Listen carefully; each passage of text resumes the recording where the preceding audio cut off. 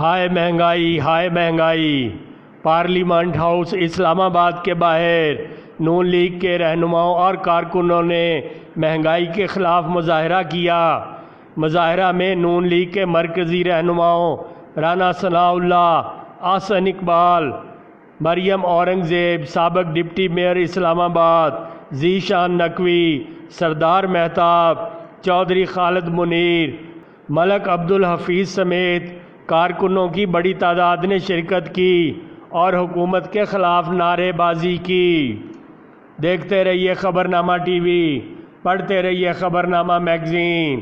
عکاسی راجہ ساجد، ہمارا channel subscribe کیجیے۔ شکریہ۔